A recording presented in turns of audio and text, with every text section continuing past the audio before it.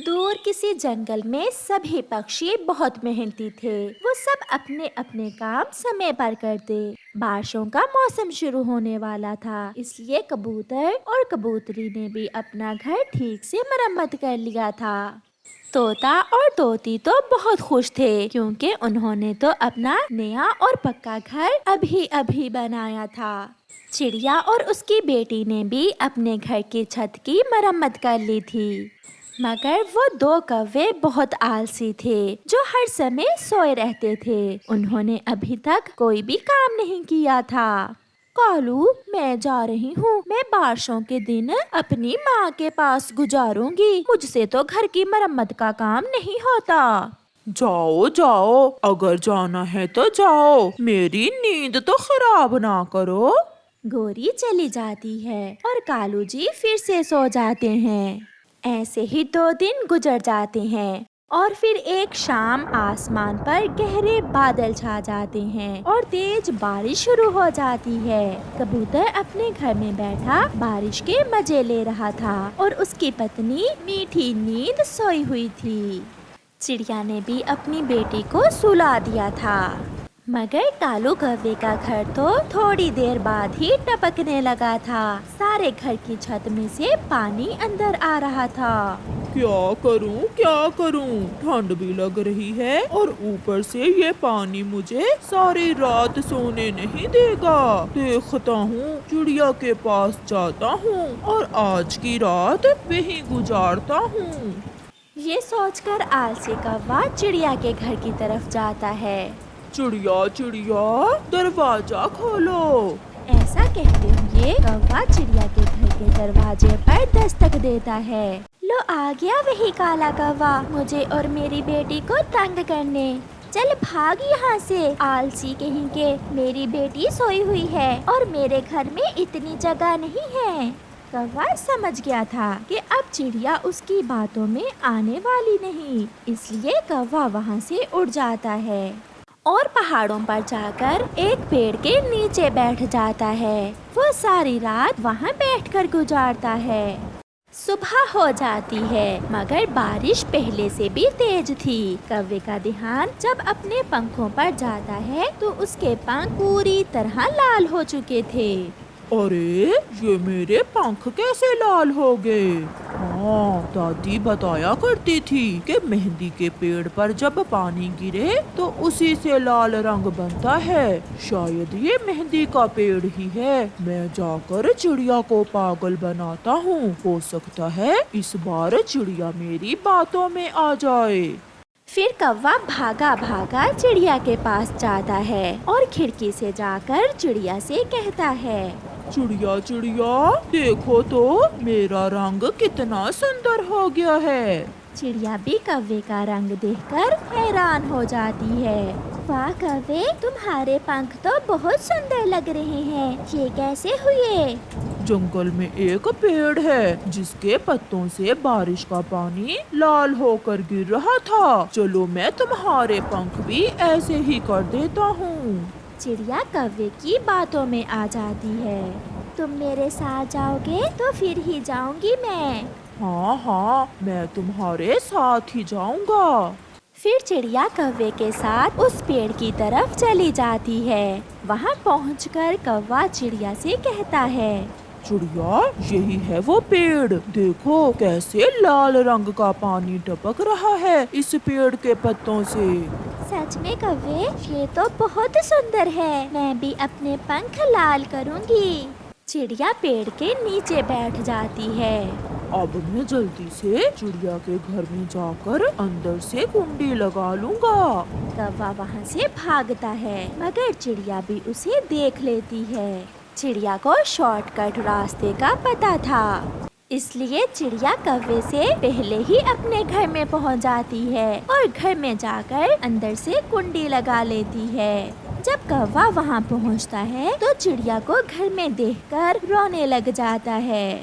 चिड़िया, तुम तो बहुत तेज हो। मैं तुम्हारी सारी चालाकी समझ गई थी। मेरे घर पर कब्जा करना चाहते हो तुम। अब ऐसा नहीं होगा। जाओ और जाकर उसी पेड़ के नीचे बैठ जाओ।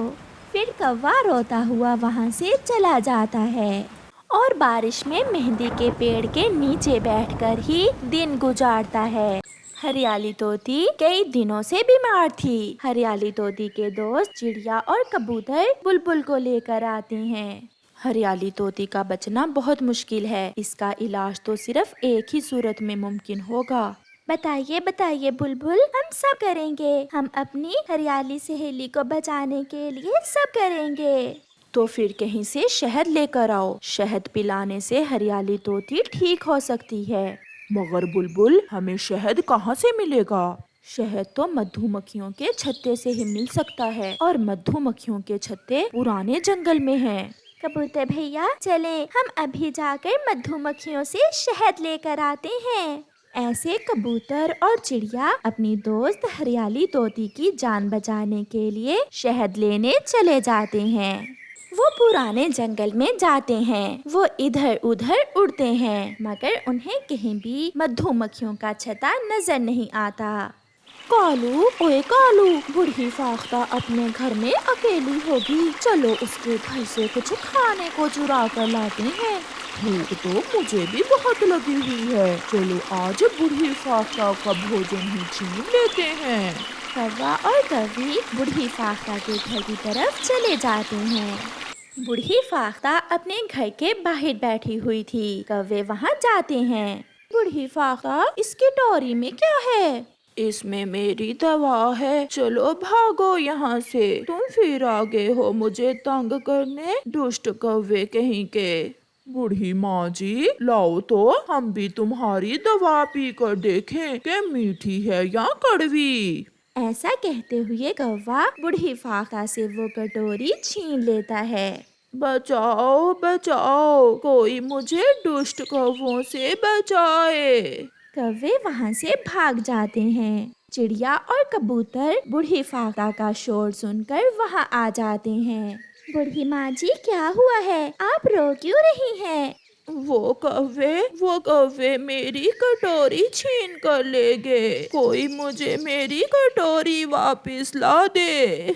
चिड़िया, वो जा रहे हैं दुष्ट कौवे। हमें इस बूढ़ी फाख्ता की मदद करनी चाहिए। चिड़िया और कबूतर कौवों के पीछे लग जाते हैं। कालू, जल्दी उड़ो और तेज उड़ो। उस बूढ़ी फाख्ता ने कबूतर और चिड़िया को हमें पकड़ने भेजा है।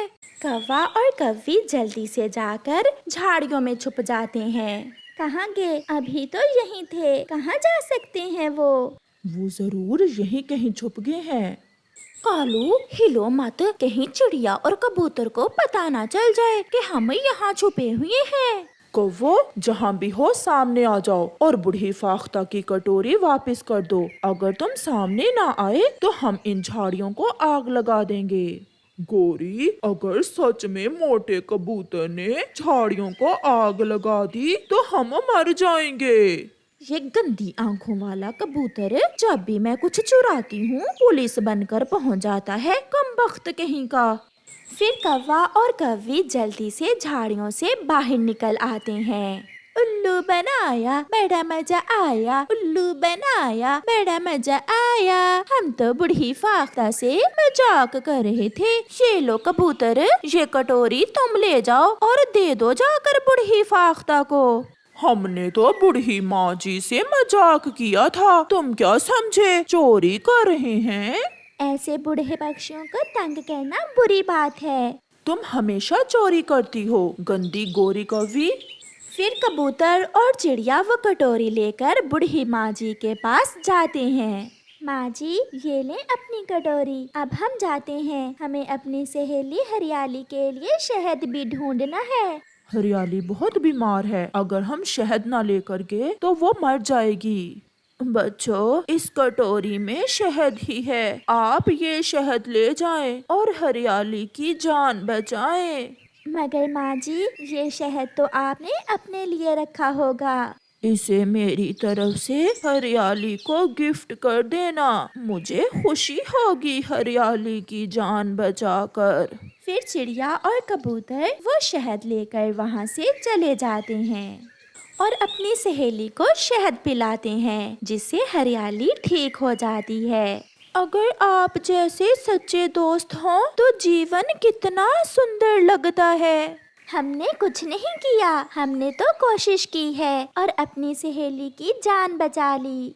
ऐसे वो सब बहुत खुश थे। चिड़िया और कबूतर ने हरियाली तोती को बचा लिया था।